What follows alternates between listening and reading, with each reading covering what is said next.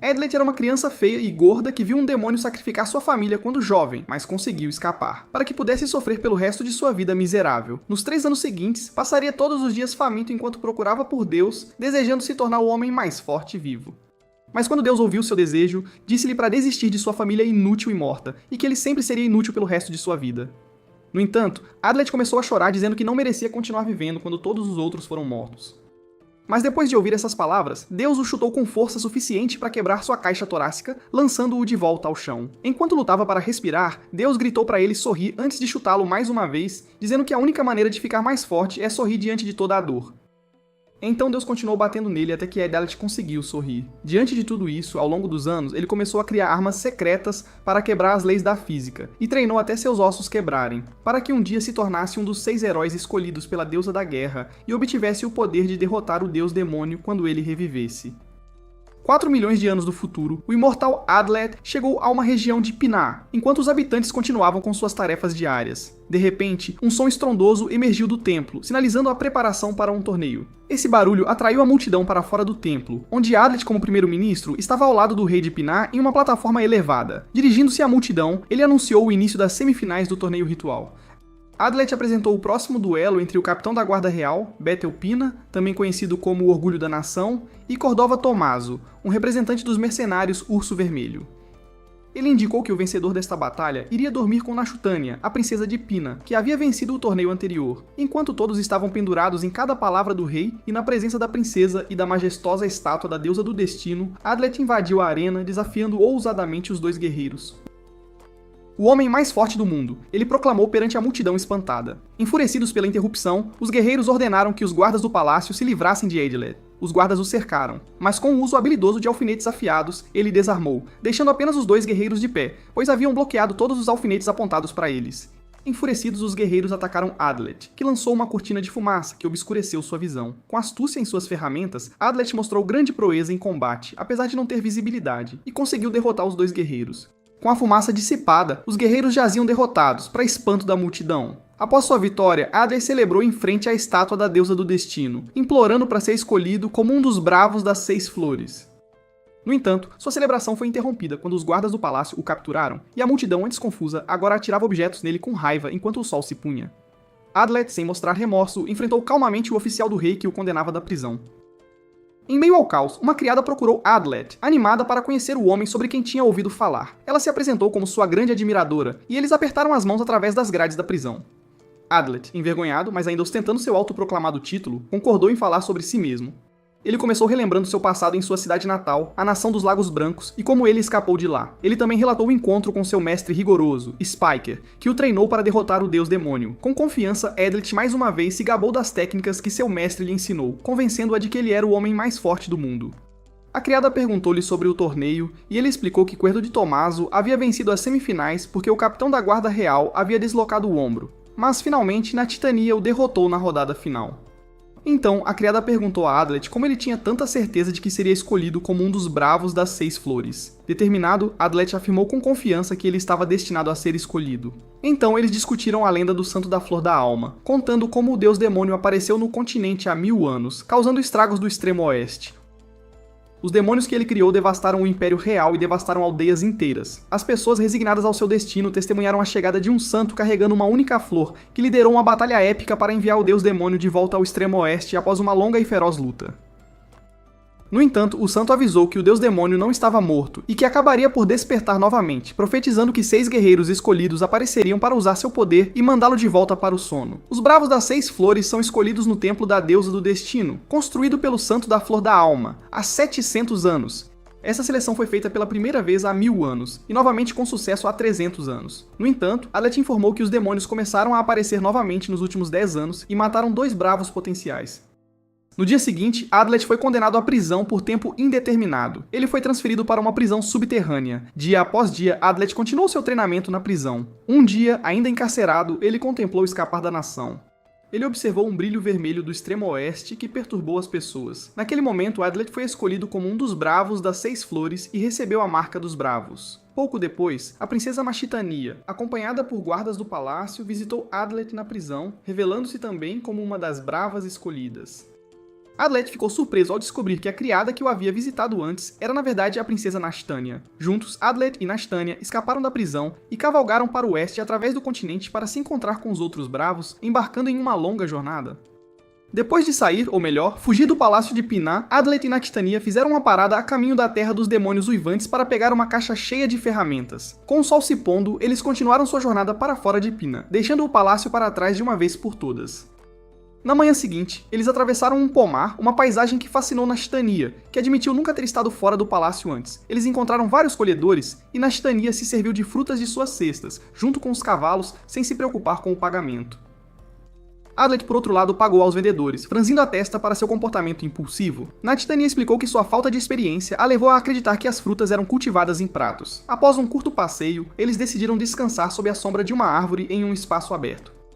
Nashtania usou seu poder como a Santa das Espadas para criar múltiplas lâminas afiadas e descascou cenouras com elas, desfrutando de suas habilidades. Adlet elogiou as habilidades de Nashtania, e ela então perguntou a ele se ele já havia conhecido um santo antes. Adlet confirmou que sim, e explicou que o santo que ele conhecia não estava feliz por ter sido escolhido. Eles discutem como as meninas são escolhidas como santas, e Nashtania prometeu usar seus poderes para o bem. No entanto, em sua excitação, ela criou múltiplas espadas e as apontou para Adlet, instando-o a desviar delas como parte de seu treinamento. Irritado, Adlet usou sua espada para se defender e gritou com Nashtania para parar de ser tão violenta. Ela parou e se desculpou, inclinando a cabeça e explicando que havia se deixado levar. Adlet se acalmou, mas Nashtania revelou que seu pedido de desculpas era meramente um ato. Quando o sol se pôs, eles continuaram sua jornada a cavalo em direção à terra dos demônios uivantes.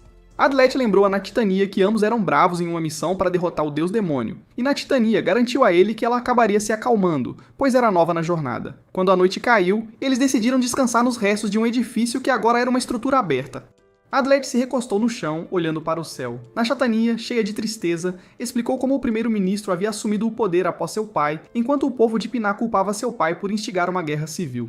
Ela também mencionou como sua mãe e irmão mais velho haviam falecido. Ela disse a Adlet que ele era a única pessoa em quem ela podia confiar. No entanto, Adlet explicou que a tratava como igual, porque ela era uma brava. Eles jogaram um cobertor para ela se cobrir e dormir. Ao amanhecer, Nashtania já estava acordada, contemplando a paisagem enquanto o sol nascia. Quando Adlet se levantou, eles conversaram brevemente, cheios de energia e determinação para derrotar o deus demônio. Eles continuaram sua jornada em direção ao templo a cavalo. Ao longo do caminho, Nashtania contou a Adlet sobre seu servo leal, Goldov Iwara, líder dos chifres negros de Pina, que havia deixado a nação 6 meses atrás em busca do assassino dos bravos. Ela explicou que não tinha notícias dele há 6 semanas, brincando que o assassino dos bravos poderia já tê-lo matado. No entanto, ela argumentou que Goldov estaria definitivamente vivo, pois era um guerreiro forte que havia lutado facilmente durante o torneio anterior. Nashtania também informou Adlet sobre o desaparecimento de Holonia, a sacerdotisa do Sol, que era dotada de grande poder, mas agora estava velha e incapacitada. Adlet não tinha certeza se devia acreditar que ela havia sido sequestrada pelo assassino dos bravos ou não. Depois de viajar a cavalo por 10 dias, eles cruzaram uma ponte que os levava para fora de Pinar em direção à nação de Gempyre e Gambania. Enquanto viajavam, Adlet explicou que seu mestre o havia ensinado tudo sobre demônios e suas habilidades, avisando que os demônios logo começariam a aparecer. Ouvir isso deixou Nashtania nervosa, mas Adlet fez uma expressão brincalhona para tranquilizá-la. De repente, uma família emergiu da floresta para o caminho que eles estavam trilhando, informando sobre demônios que haviam atacado aldeões e deixado seu filho pequeno para trás. Preocupados, ambos apressaram seus cavalos na direção indicada pelos aldeões, encontrando mais aldeões sob ataque de demônios quando chegaram. Adlet rapidamente entrou em ação, enfraquecendo os demônios com suas ferramentas, enquanto Nashtania os derrotava com suas espadas. Depois de derrotar todos os demônios, Adlet elogiou Nashtania por sua habilidade. Ambos retornaram para ajudar os aldeões a empacotar seus pertences. No entanto, os aldeões informaram Adlet sobre uma garota viajante que havia ficado em sua aldeia. Adlet montou em seu cavalo e decidiu ir à aldeia para procurá-la, instruindo Nashtania a ficar para trás para proteger os aldeões. Preocupada, Nashtania tentou impedi-lo, mas mais aldeões chegaram bloqueando seu caminho. Ao chegar à aldeia, Adlet notou uma grande samambaia que havia sido derrubada e decidiu investigar o que poderia tê-la causado. Ele avistou uma bala em forma de cruz coberta de pólvora movendo-se mais para dentro da aldeia. Então ele viu uma garota com cabelos brancos usando uma faixa na cabeça e um tapa-olho resgatando um cachorro. Surpreso com sua atitude calma, ele se aproximou para falar com ela, mas ela imediatamente apontou sua arma para ele perguntando se ele pretendia matá-la. Ele se apresentou como um dos 6 bravos, e notando a marca de bravo nas costas de sua mão, também se identificou como Flame Spidra. Ele disparou um tiro na rocha atrás dele, fazendo com que o cavalo se assustasse. Flame perguntou a Adlet novamente se ele tinha vindo para matá-la enquanto mantinha sua arma apontada para ele. Enquanto isso, Nashatania havia derrotado todos os demônios e garantido a segurança de todos os aldeões. Naquele momento, um homem a cavalo se aproximou dela, revelando-se como Goldoth.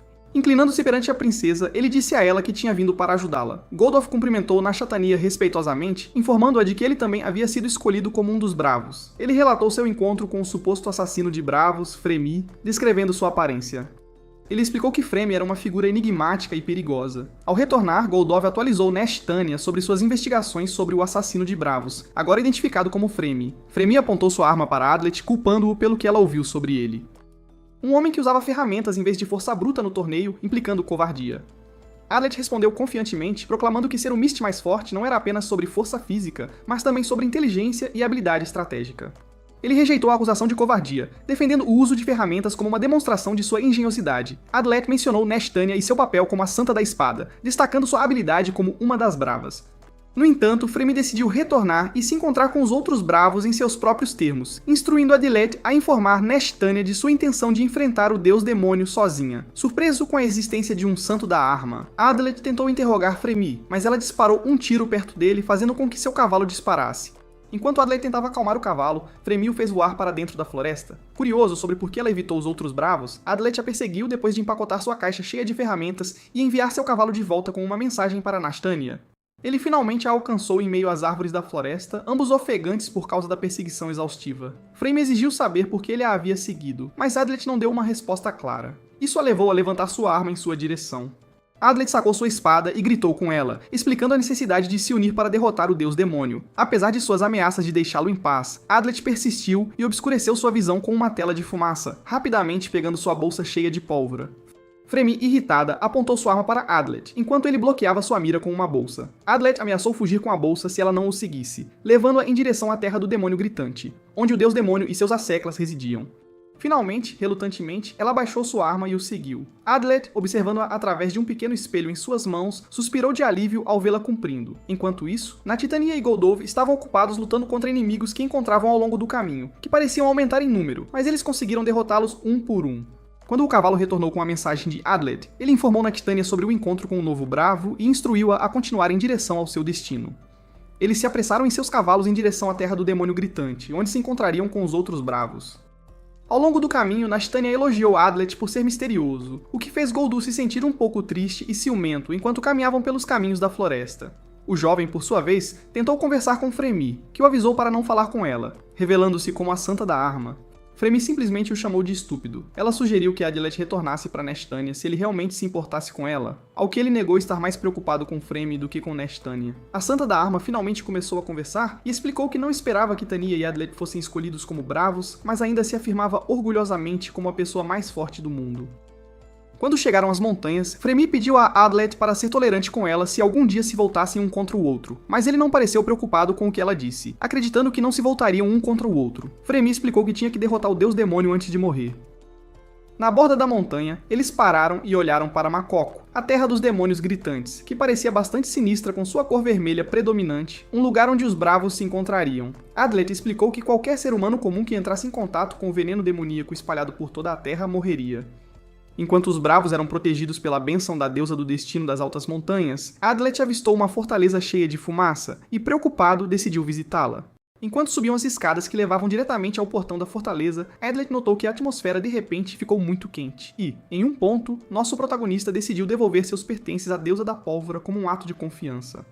Ao chegar, ele se apresentou como um bravo aos guardas do portão da fortaleza, que lhes concederam acesso. O comandante da fortaleza, que se apresentou como Lauren do exército jimbaniano, os recebeu e explicou que a fortaleza havia sido atacada por demônios, resultando na perda do general e seus capitães. Lauren explicou que os sobreviventes restantes não podiam sair porque possuíam algo que o rei da nação, Gwenbier, havia construído em preparação para os 6 bravos protegerem. Lauren os levou a uma câmara subterrânea, onde explicou que o rei havia secretamente desenvolvido um método para selar uma península usando o poder do sumidouro de ilusão e do sumidouro de sal para criar uma poderosa barreira chamada Barreira Fantasma. Esta barreira aprisionaria os demônios na floresta e os manteria lá pelo tempo que fosse necessário. Ele mostrou a eles o templo onde a ativação ocorreria e a área que a barreira cobriria. Lauren também informou que Mora, a santa da montanha que havia sido escolhida como Brava, estaria esperando por eles no templo. Ele explicou como ativar a barreira, colocando a espada na diocese e dizendo, levante a névoa. Após a discussão, Adelaide e Nash foram para o novo ponto de encontro, que era o templo. No caminho para o templo, Titania de repente atacou Fremy de uma posição escondida. Mas Titania atirou suas espadas, mas Adelaide a empurrou para longe e ajudou a evitar o ataque. Goldov também tentou conter Fremy, mas ela conseguiu derrubá-lo no chão. Adelaide reagiu jogando areia em seus olhos, o que restringiu sua visão e movimento. Fremy rapidamente atirou em direção a Titania, mas Adelaide jogou uma pedra que desviou a bala, reduzindo seu impacto. Frustrado, Adelaide gritou para que parassem seus ataques, explicando que ela não era sua inimiga, mas também uma brava. Com grande força, ele removeu sua luva, revelando sua marca para eles. Confuso, ele exigiu saber a razão por trás de seu ataque, mas Titania então revelou que Goldo havia concluído sua investigação sobre o assassino de Bravos, que acabou por ser Fremy. Após esta revelação, Adelaide olhou para Fremy e exigiu uma explicação. Fremy admitiu ter matado 3 bravos potenciais e acrescentou que também pretendia matar Goldov e Titania, pois eles estavam na lista de bravos potenciais que ela precisava eliminar. Nervosamente, Adelaide perguntou se ela também havia matado Hera, o Santo do Sol. Fremy negou ter matado Hera, mas admitiu que Hera também era uma de suas potenciais na Titania, e interrompeu a conversa, instando Adelaide a não acreditar em uma palavra de Fremy. Adelaide exigiu saber a razão por trás de matar todos os bravos potenciais. Fremy explicou que seu plano era trazer de volta o demônio, e eliminar os guerreiros mais fortes garantiria que apenas os fracos fossem escolhidos para lutar contra ele. Perturbados por esta lógica, Goldov e Titania tentaram atacar Fremy, mas Adelaide se colocou entre eles, parando-os com sua determinação. Apesar de ouvir seu raciocínio, Adelaide ainda queria proteger Fremy. No entanto, ele sabia que alguém tão determinado a reviver o deus demônio não poderia ser escolhido como se fosse bravo. Ele perguntou a Fremy se ela tinha uma razão legítima para lutar contra o deus demônio, ao que ela insistiu que sim. Fremy afirmou que seu desejo de derrotar o deus demônio era genuíno, mesmo que ela fosse conhecida como a assassina de Bravos. Determinado a ficar ao lado de Fremy, Adelaide insistiu que eles não deveriam lutar. Perturbada pela decisão de Adelaide, Titania acabou concordando e ordenou que Goldov cooperasse com eles. Fremy abaixou sua arma enquanto todos seguiam em direção ao templo. Titania revelou que eles haviam falado com Lorin, o comandante da fortaleza, que os havia informado sobre a barreira. Titania então provocou Adelaide sobre sua proximidade com Fremy. Enquanto Golda estava chateada por Adelaide estar perto de Titania. No coração da floresta, a caminho do templo, Adelaide notou demônios voando no ar e jogando bombas na floresta. Eles começaram a correr em direção ao templo próximo, mas foram impedidos por demônios que bloqueavam seu caminho. Os demônios atacaram enquanto eles revidavam e conseguiram derrotar alguns, mas seus números eram esmagadores. Claramente em menor número, Titania ordenou que Adelaide continuasse em direção ao templo e deixasse os demônios para eles. Ao chegar ao templo, Adelaide viu uma mulher cujo rosto estava coberto e parecia inconsciente no chão. No entanto, a mulher sinalizou urgentemente para Adelaide entrar no templo. Apressando-se, Adelaide tentou abrir a porta do templo, mas precisava de uma chave. Ele perguntou se a mulher tinha a chave, mas ela se recusou. Então ele colocou um conjunto de bombas na entrada e as detonou, abrindo a porta. De repente, guardas blindados do MP correram pela porta aberta e atacaram Adelaide. Ele lutou contra os guardas, mas a mulher que havia aparecido inconsciente se transformou em um monstro e escapou rapidamente como o vento. Adelaide tentou perseguir o monstro, mas o templo foi rapidamente engolido por uma névoa densa, deixando-o perplexo. Ele correu para dentro do templo e descobriu que uma barreira misteriosa havia sido ativada, prendendo todos lá dentro. Confuso, ele procurou por qualquer pista sobre quem poderia ter ativado a barreira quando Goldov chegou. Titania entrou visivelmente surpresa e perguntou a Adelaide se ele era responsável por ativar a barreira. Goldov tentou desativá-la removendo uma palavra inscrita na pedra, mas a névoa permaneceu inalterada. Adelaide lembrou-se de uma barreira semelhante criada pelo último santo do sal, um bravo, e tentou replicar o método de desativação. Ele cortou sua mão, deixando seu sangue pingar na pedra enquanto gritava para que a barreira fosse liberada, mas a névoa persistiu. Agitada, Titania pegou a palavra de Adelaide e começou a agir erraticamente, eventualmente esmagando a tábua de pedra em frustração. De repente, uma garota de baixa estatura entrou no templo, surpreendendo a todos. Ela se apresentou como Timatrosso, o santo do pântano, e um dos 6 bravos escolhidos. No entanto, Adelaide, afirmando seu próprio título como o mais forte, desafiou sua alegação. Chamei estava prestes a atacar Fremy, suspeitando que ela fosse a assassina dos heróis, quando outra mulher entrou e interrompeu a cena. Ela se identificou como Maura Chester, a santa da montanha e a chefe do templo, que repreendeu Chamé por seu comportamento impulsivo. Maura então informou que havia um estranho entre eles. À distância, uma figura estranha podia ser vista entrando lentamente sob os olhares atentos dos presentes. Maura o apresentou como Hans Humpty, outro dos bravos escolhidos que ela havia conhecido recentemente. Esta revelação aumentou o número para 7 indivíduos com os brasões de bravo, indicando a presença de um impostor dentro de seu grupo. Maura sugeriu que todos revelassem seus brasões das 6 flores para confirmar suas suspeitas de que um deles era um inimigo. Adlet e Hans saíram para explorar a floresta. Adlet tentou explicar como eles haviam sido atacados por demônios, mas Hans parecia distante e desinteressado. Ambos exploraram a floresta, separados, e marcaram os lugares onde haviam estado. Ao retornar, eles confirmaram que a barreira ainda estava ativa. De volta ao templo, eles foram recebidos por Nashtania. No entanto, Adlet permaneceu preocupada com Fremi, cujas mãos estavam acorrentadas por Goldof, pois havia suspeitas de que ela era a inimiga e a sétima brava. Determinado a desativar a barreira, Adlet perguntou a Maura se ela poderia encontrar informações nos livros da Palavra Divina sobre como desativá-la. Maura explicou que o livro não continha detalhes sobre a desativação, mas mencionou 2 métodos conhecidos. O primeiro era que aquele que a ativou poderia desativá-la voluntariamente, e o segundo era que a barreira seria desativada se a pessoa que a ativou morresse, permitindo que eles deixassem o templo. Adlet concluiu que havia um traidor entre eles que também estava trabalhando para o deus demônio. Sema impulsivamente correu em direção aonde Fremi estava acorrentada, mas Adlet interrompeu sua tentativa, pedindo a todos para se apresentarem e explicar o que estavam fazendo antes de chegar ao templo. Mas Tânia prometeu dar uma pista para encontrar a sétima brava, e ascendeu ao altar para começar. Ela explicou como havia perdido sua família quando era jovem e sua determinação em se tornar uma brava. O próximo foi Goldof, que arrastou Fremi pelas escadas com ele. Ele olhou para Adlet intensamente enquanto mencionava o ataque a Fremi. Depois de Goldof, Mora se apresentou como a Santa das Montanhas e a líder do Templo dos Céus, garantindo que os poderes de todos os santos fossem usados corretamente. Ela explicou que havia substituído Riora como chefe do templo. Shamar foi a próxima a se apresentar, revelando que ela era a Santa dos Pântanos desde os 7 anos de idade. Enquanto todos se apresentavam, Adlet analisava cuidadosamente cada palavra. Hans foi o próximo a se apresentar como um assassino, o que surpreendeu Nashtania, embora Hans tenha explicado como ele havia negociado e recebido financiamento do rei para derrotar o deus demônio. Curiosa sobre a maneira peculiar de Hans de falar como um gato, Chamor perguntou a ele por que ele fazia isso. Hans explicou que seu estilo de luta era inspirado em gatos, então ele também adotou sua maneira de falar como um sinal de respeito para com eles. Quando todos terminaram de se apresentar, Mora instruiu Fremi a fazer o mesmo para dissipar as suspeitas como a sétima brava.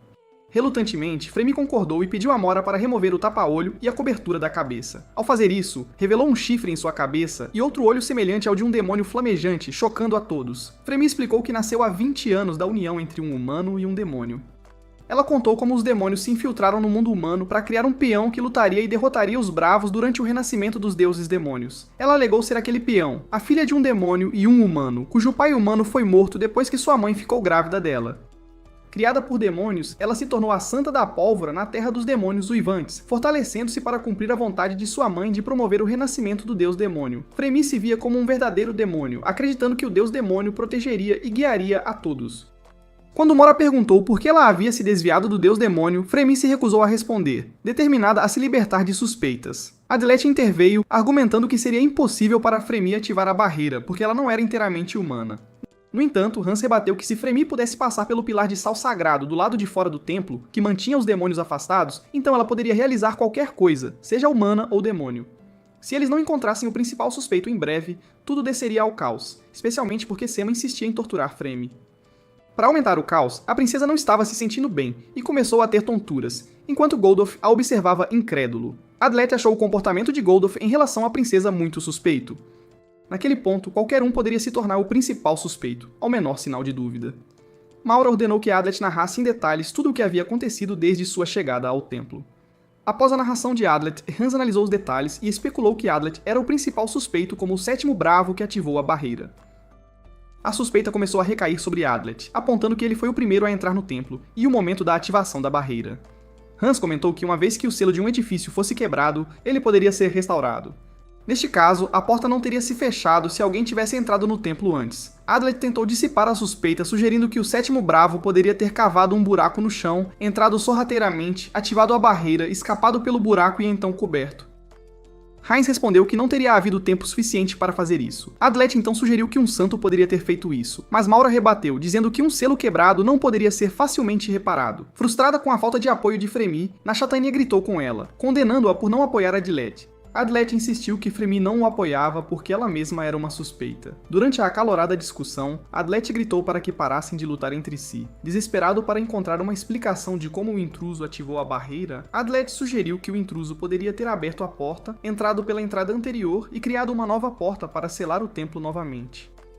Ele acrescentou que quando eles chegaram e abriram a porta, o intruso poderia ter escapado enquanto ele estava lutando contra os guardas. Hans riu, informando a Adelaide que os selos foram feitos pelo Santo dos Selos, que havia morrido há 4 anos, invalidando seu argumento. Ele então sugeriu que Adlet fosse morto imediatamente, pois todas as evidências apontavam para ele como o sétimo bravo. Nashatania, nervosa, discordou da decisão, mas os outros a apoiaram. Ela implorou a Goldove para ficar ao lado de Adlet, acreditando em sua inocência, mas Goldove atacou Adlet e Hans se juntou. Adlet se defendeu usando uma bomba flash que desorientou seus atacantes com uma luz ofuscante. Ele então correu em direção a Fremy, deixando-a inconsciente com uma agulha e ameaçando injetar veneno mortal se eles não o deixassem ir. Ele a levantou sobre seus ombros e ordenou que Hans se afastasse, o que ele fez relutantemente. Adlet jogou outra bomba flash em direção à entrada do altar para ajudar em sua fuga. Enquanto ele corria pelo templo, Hans jogou uma faca nele, que atingiu suas costas assim que a luz se dissipou. Eles tentaram persegui-lo, mas Adlet havia colocado inúmeras armadilhas em seu caminho, impedindo-os de continuar. Ferido pela faca, Adlet desmaiou inconsciente na floresta. Mora e Rions não sabiam a localização exata de Adlet. Então, voltaram ao templo ao cair da noite. Mora examinou o brasão dos santos no peito de Han, explicando que a chama ainda ardia e que se algum dos bravos morresse, os símbolos no brasão desapareceriam. Eles então retornaram ao templo onde Nastania, Goldove e Chamut esperavam do lado de fora, ainda intrigados com o que havia acontecido. Eles se perguntavam por que Adlet teria sequestrado Fremy. Decidiram retomar a busca ao amanhecer na floresta onde Adlet havia desmaiado. Adlet, inconsciente, começou a sonhar com sua infância, brincando e treinando com galhos ao lado de seu amigo. No sonho, ele descascava cogumelos em casa, enquanto conversava com sua irmã sobre seu treinamento para se tornar forte. Ele e sua irmã cozinharam sopa de cogumelos juntos e compartilharam alegremente a refeição. De repente, no sonho, Adlet apareceu faminto e desnutrido, enfrentando um velho que o incentivava a se juntar ao exército para se tornar mais forte, mas ele recusou. Determinado a se tornar o homem mais forte do mundo, para derrotar o deus demônio e os demônios. O velho, comovido, pediu-lhe para sorrir, e disse que se ele quisesse ser o mais forte, deveria aprender a rir mesmo no desespero. Adlet acordou de seu sonho e percebeu que sua ferida havia sido curada por Fremy, que agora estava consciente. Fremy explicou que só o havia ajudado porque tinha 99% de certeza de que ele era o sétimo bravo, mas não completamente certa. Na floresta, cercado pela natureza, Adlet tentou acender uma fogueira usando madeira seca e uma pedra para criar faíscas, mas não teve sucesso. Fremy percebeu seus esforços inúteis e ajudou a acender o fogo usando pólvora criada de sua palma. Enquanto discutiam, notaram que o ar estava mais frio em comparação com o início da manhã, e Fremy explicou que era devido à barreira de sal ao redor do templo, projetada para manter os demônios afastados. Ambos revisaram as informações sobre como a barreira foi quebrada, analisando cada detalhe em busca de pistas. Eles concluíram que deveria haver 2 inimigos, um deles sendo o sétimo bravo, enquanto o outro se infiltrou no templo e ativou a barreira para atraí-los para lá. Após especular, Adlet pediu a Fremy para se juntar a ele nesta busca para descobrir o verdadeiro impostor.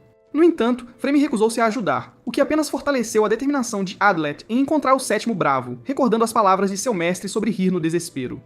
No meio da floresta e em uma noite escura, enquanto Adlet continuava sorrindo confiantemente, acreditando ser o homem mais forte, Fremy, surpresa, exigiu saber por que ele queria ser um dos 6 heróis. Adlet ficou surpreso que Fremy tivesse demonstrado interesse nele pela primeira vez, já que ela nunca se interessa por ninguém. Mas desta vez, a garota estava ansiosa para saber como um homem comum podia afirmar confiantemente ser o homem mais forte do mundo. Ele explicou que seu mestre, Arthur Spica, era obcecado em derrotar os demônios e criou muitas armas para alcançar isso. O jovem estudou muitos livros sobre como fazer venenos e outras armas, bem como informações sobre pesquisa e desenvolvimento científico. Adlet acrescentou que seu mestre estava na lista de potenciais bravos a serem mortos, mas não era uma alta prioridade devido à sua idade avançada. Todos os seus alunos haviam fugido porque seu treinamento era muito rigoroso, mas Adlet negou ter fugido, suportando todo o treinamento que seu mestre lhe ensinou. Fremy acreditava que havia uma razão por trás de todo o esforço do jovem de cabelo ruivo. Adlet narrou como, quando era criança, um demônio alado havia entrado em sua aldeia enquanto ele e seu melhor amigo Raynor estavam brincando no campo. O demônio os ameaçou, e embora Adlet tenha tentado impedir seu amigo de lutar contra ele, eles não puderam fazer nada. O demônio tinha uma aparência muito estranha. No entanto, quando falou com eles, dirigiu-se a eles muito gentilmente.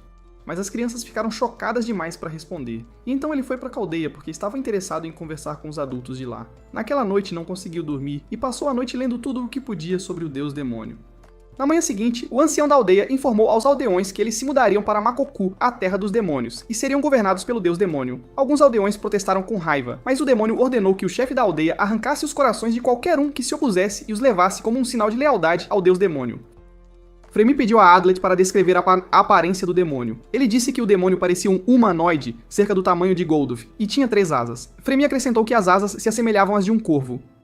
Adlet ficou surpreso que Fremy soubesse sobre o demônio, e ela explicou que o demônio era um dos 3 com o poder de dominar outros demônios e foi quem originou a ideia de criar um meio-demônio. Ela também revelou que o demônio havia criado o demônio que era sua mãe biológica.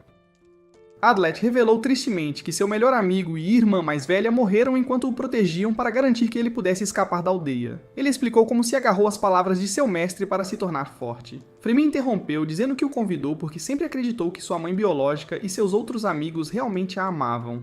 Ela contou como se tornou a Santa da Pólvora e uma brava assassina devido às ordens de sua mãe, a quem amava profundamente. Com uma expressão triste, Fremy falou sobre como ela foi atrás de Chamo, que a derrotou, e ela mal escapou com ferimentos graves.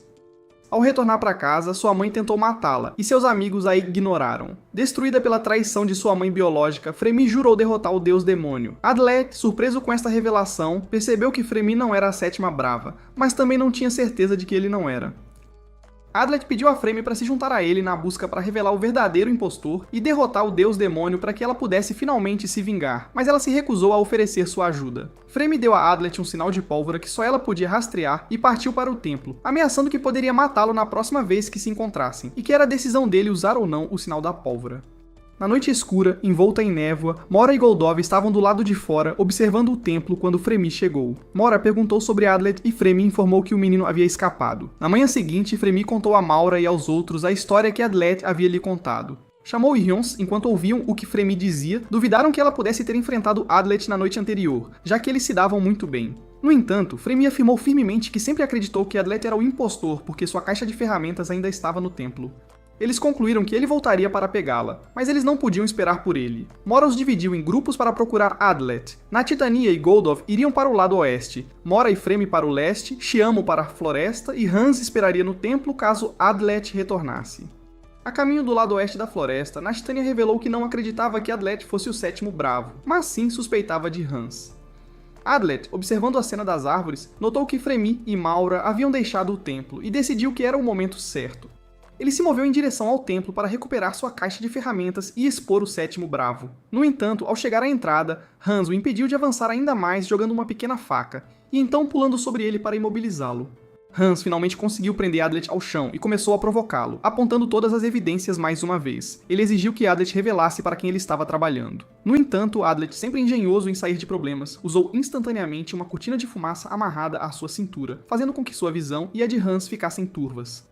Ele tentou fugir diretamente para a floresta, mas rapidamente colidiu com uma coluna, tropeçou e caiu. Hans o alcançou rapidamente e começou a levar vantagem, devido às suas habilidades superiores de gato, o que até Adlet reconheceu internamente que fazia de Hans um gênio. Hans finalmente alcançou Adlet e começou a descartar todas as ferramentas que ele tinha consigo para aliviar sua carga, mantendo apenas sua espada. Intrigado e desconfiado, Hans sabia que Adlet tinha um plano oculto. No entanto, Adlet se gabou de que poderia derrotá-lo sem usar nenhuma arma secreta, concluindo em sua mente que a vitória não era sobre derrotar Hans, mas sobre limpar seu nome e descobrir o sétimo bravo que todos eles suspeitavam. Hans ficou cauteloso, observando todos os arredores e os movimentos de Adlet para saber onde ele poderia atacar secretamente. De repente, Adlet empurrou sua espada em direção à espada direita de Hans, conseguindo desarmá-lo. Isso chamou a atenção do Homem-Gato. Adlet então explicou que se ele fosse o sétimo bravo, não teria desperdiçado sua única oportunidade de derrotar seu alvo. Fingindo acreditar nele, Hans abaixou as mãos, o que fez Adlet se sentir aliviado. De repente, Hans admitiu que era o sétimo bravo, o que alertou Adlet. Rapidamente, Adlet correu para pegar suas ferramentas, mas já era tarde demais, pois Hans já havia feito seu mestre se mover e, em seu movimento rápido, cortou o pescoço de Adlet. No entanto, acabou sendo uma alucinação. Hans explicou que ele deliberadamente induziu Adlet a alucinar. Ele explicou ainda que, ao contrário dos gatos, os humanos mentem com suas palavras e enganam com suas ações, e não se pode confiar neles, exceto quando estão prestes a morrer, seus rostos então revelam a verdade. Hans concluiu que se Adlet fosse realmente o impostor, a confusão teria aparecido em seu rosto quando ele anunciou que era o sétimo bravo. Em vez disso, Adlet pareceu genuinamente aliviado, levando Hans a concluir que Adlet não era o impostor. Aliviado que Hans acreditasse nele, Adlet recuperou suas ferramentas e vestiu suas roupas. Eles declararam que retornariam ao ponto de partida para encontrar o verdadeiro sétimo herói. Na parte oriental da floresta, onde Mora e Fremy estavam indo, Adlet havia passado a noite se recuperando de seus ferimentos. Mora perguntou se Fremy tinha alguma ideia de para onde ele havia ido, ao que Fremy negou saber. No entanto, Fremy analisou tudo o que encontrou no local onde Adlet e passaram a noite e sugeriu que continuassem avançando para encontrá-lo, alertando contra a pressa para evitar cair em uma armadilha. Mora tentou ganhar a confiança de Fremy, afirmando que acreditava que Fremy não era a sétima brava. No entanto, Fremy a informou sobre alguns aldeões que haviam sido levados por demônios para as terras dos demônios uivantes, fazendo com que Mora se sentisse culpada, pois sabia sobre o incidente, mas não tinha evidências, então não foi investigado. Fremy tranquilizou Mora, afirmando que não era culpa dela e que ela não deveria se culpar. Mora confidenciou a Fremy sobre seus sentimentos calorosos em relação a Adlet e lembrou-lhe que Adlet era o sétimo bravo e deveria ser morto imediatamente se visto. No entanto, Fremy a informou que reconheceu Adlet como o inimigo e não hesitaria em matá-lo se necessário. Enquanto isso, Nashatania e Goldov estavam no lugar onde os 6 bravos acabariam se reunindo. Nashatania estava tentando reunir todas as evidências possíveis para provar que Hans não era o sétimo herói, mas Goldov tentou apressadamente convencê-la de que Adlet era o inimigo. Cego pelo ciúme, Goldov gritou com Nashatania, perguntando por que ela estava tão preocupada com Adlet. Nashatania o lembrou de que eles estavam em uma missão para derrotar o deus demônio e não deveriam se deixar cegar pelo afeto. Ela admitiu que sempre soube dos sentimentos de Goldov por ela, mas não tinha tempo para lidar com isso naquele momento. Goldov se acalmou e pediu desculpas por seu comportamento. No templo, Hans estava tentando encontrar uma rota de fuga escondida entre as paredes, mas não conseguiu encontrar nenhuma, pois o selo era perfeito. Adlet estava tentando encontrar uma ferramenta em sua caixa para usar e descobrir o sétimo bravo. Hans explicou que se Adile morresse, Fremy seria a próxima suspeita. Adile pulverizou alguns produtos químicos no altar. Hans então perguntou como a barreira foi ativada, pois nunca lhe disseram como ela seria ativada. De repente, Adlet se lembrou de que os únicos que sabiam como ativar a barreira eram Fremy, Mora e Goldov. Naquele momento, eles notaram uma enorme criatura passando pela entrada do templo. Eles correram para ver o que era e encontraram Shamo do lado de fora. Hans tentou explicar a Shamo que Adlet não era o inimigo, mas Shamo não quis ouvir e começou a atacá-los cuspindo líquidos que se transformaram em demônios. Adlet e Hans tentaram correr em direção à floresta, mas foram bloqueados pelos demônios. Enquanto Adlet e Hans derrubavam os demônios, eles continuavam se regenerando e os cercando. Tialmo ordenou que Hans matasse Adlet, dizendo que, se a barreira fosse desativada, ela não teria que matá-lo também. Os demônios que emergiram do vômito nojento de Tialmo cercaram Adlet e Hans. Eles decidiram que era hora de cuidarem das costas um do outro, e começaram a trabalhar juntos para tentar escapar ilesos da situação. Eles logo perceberam que, não importa qual ataque tentassem, os demônios se regeneravam a cada 60 segundos, sem falhar. Adlet sugeriu a Hans que se aproximassem da pequena Chamo para atacá-la, ao que Hans concordou que era o momento certo. No entanto, os aliados de Chamo a protegeram enquanto ela parecia apreciar a situação à distância, finalmente alcançando algo que desejava há muito tempo: torturar os meninos. A única solução que restava para eles era atacar a garota. Adlet chutou Hans em direção a Shamo e eles finalmente conseguiram capturá-la, amordaçando sua boca e amarrando suas mãos e pernas. Eles então levaram Tialmo de volta ao templo. No templo, Adlet pergunta a Calmo se ela sabia algo sobre a barreira antes de chegarem lá, mas ela nega. Enquanto isso, Mora e Fremy correm de volta para o templo. Fremy acredita fortemente que Chamois não poderia ter perdido.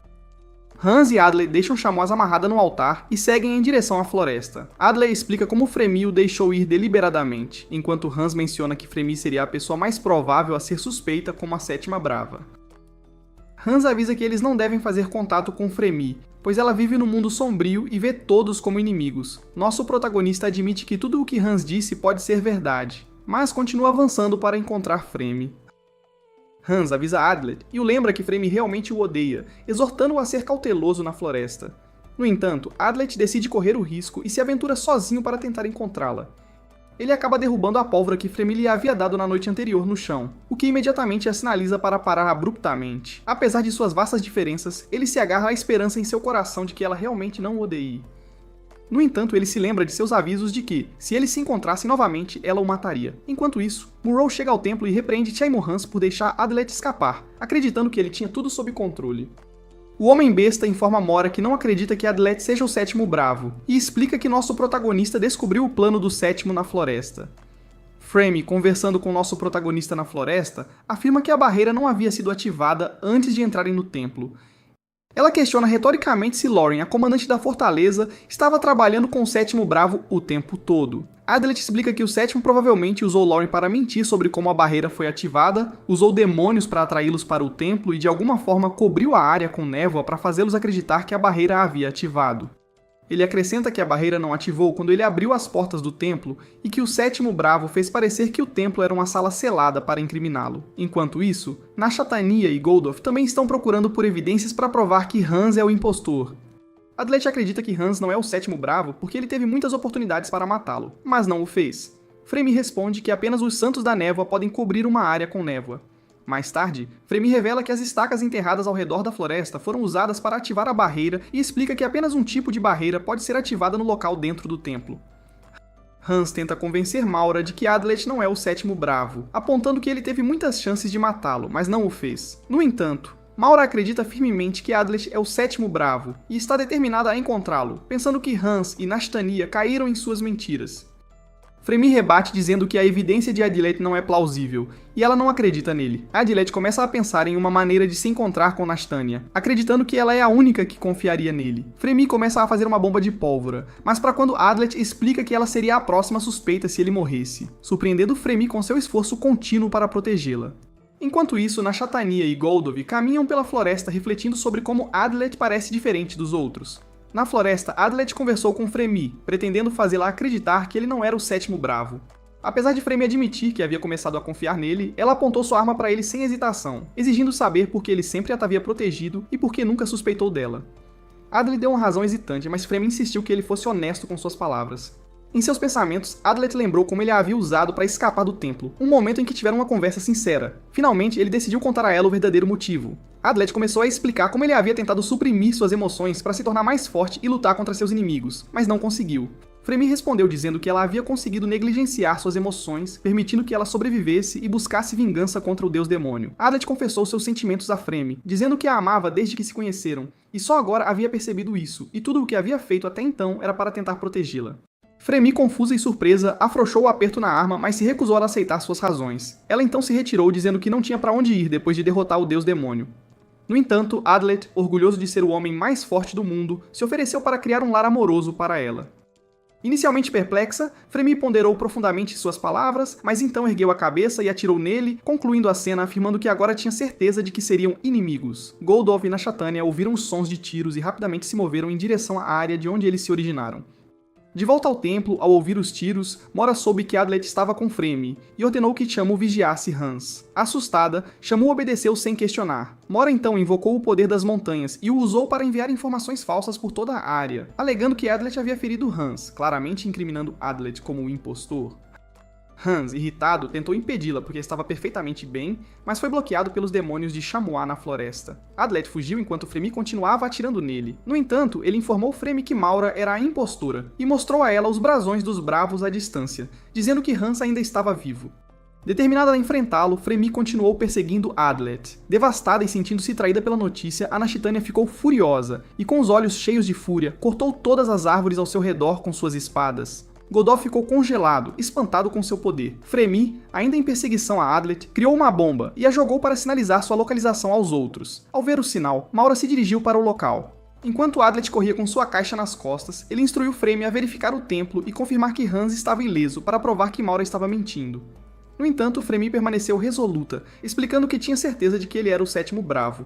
Ela então jogou bombas no homem mais forte do mundo, que desviou de seus efeitos e retaliou jogando agulhas que acabaram atingindo-a. Adlet exigiu saber por que ela não acreditava nele. Em uma voz trêmula cheia de raiva e desgosto, Fremi explicou que podia ver através dele, rotulando-o de impostor.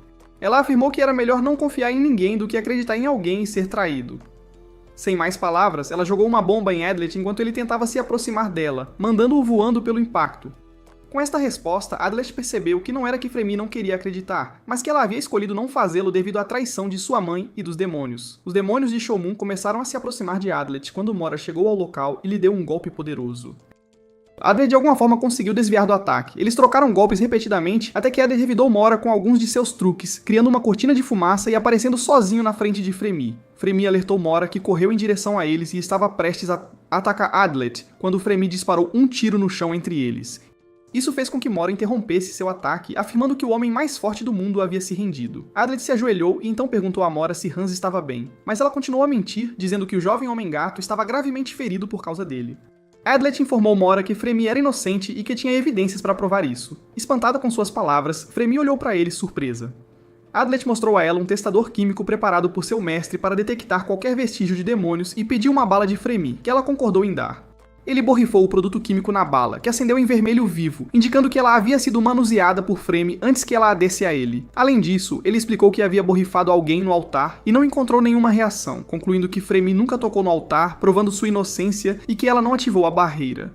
Fremi, profundamente comovida por tudo que Adlet havia feito para provar sua inocência, ficou sem palavras e continuou a confessar seu amor por ele. Enquanto isso, agitada com tudo o que estava ouvindo, Mora tentou atacar Adlet mais uma vez, mas Fremi interveio e atirou nela.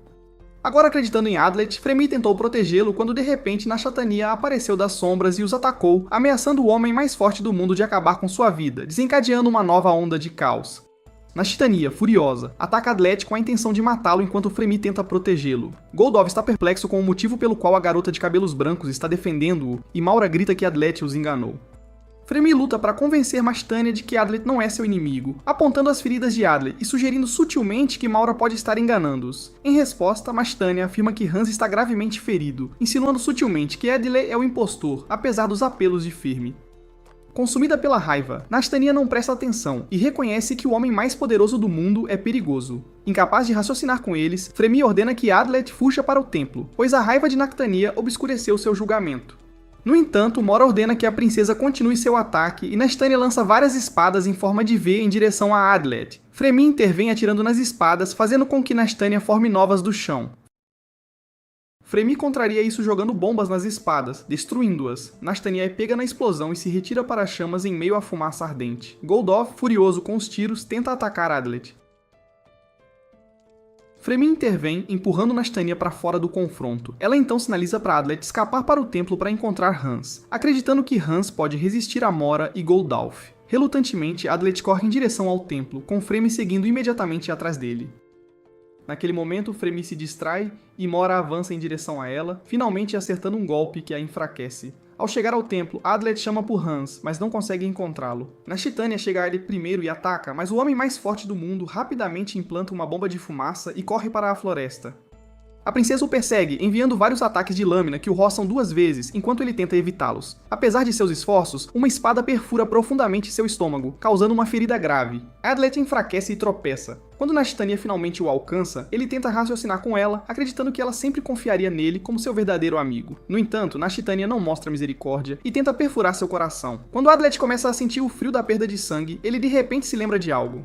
Determinada a acabar com isso, Nashtania, observando-o com um olhar frio, está prestes a apunhalar seu coração com suas espadas quando ele bloqueia com as mãos que perfuram no processo. Usando o resto de sua força, Adlet vira a princesa, a joga no chão e quebra sua espada. Então, Adlet foge, e quando Goldov chega para ajudar Nashtania, ela ordena furiosamente que ele persiga Adlet. Enquanto Adlet caminha pela floresta, ele começa a derrubar todas as ferramentas em seu corpo, incluindo sua caixa, no chão, e começa a coletar todas as peças do quebra-cabeça. Quando Goldov o ataca e o joga na área onde os corpos dos demônios que eles lutaram estão deitados, Nashtania e Mora, que tem Fremi como refém, se reúnem com Goldov. A princesa ordena que Goldov mate Adlet, mas Goldov se recusa porque insiste em obter informações de Adlet.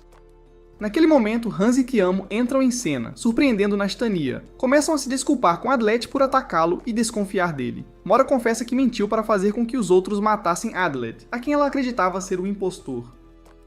Apesar de seus ferimentos graves, Adlet se gaba de ser o homem mais forte do mundo com sorte ao seu lado, e decide revelar o plano do impostor. Ele explica que lhes foi dado um método falso para ativar a barreira, e que a barreira realmente ativou depois que ele entrou no templo. Adlet acrescenta que a névoa inicial apareceu antes que ele entrasse no templo, antes que a barreira ativasse. Além disso, ele aponta que o Santo da Flor, que estava desaparecido há 1 mês, pode ter sido sequestrado para ressuscitar e alterar a temperatura, causando a névoa.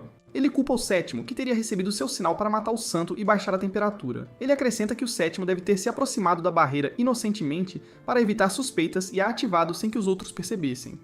Então Han começa a procurar o corpo do santo e finalmente encontra um cadáver, dentro de um demônio morto, não muito longe de onde eles estavam. Surpresa com o corpo do santo, Mora cai de joelhos e finalmente aceita que Adlet não é o impostor. Aliviado, o homem mais forte do mundo desmaia, sorrindo como seu mestre o ensinou, agora que a verdade é conhecida. Agora todos estão curiosos para saber quem é o verdadeiro Sétimo Bravo. Adlet, deitado no chão da floresta, se prepara para revelar a identidade do Sétimo Bravo que os está guiando.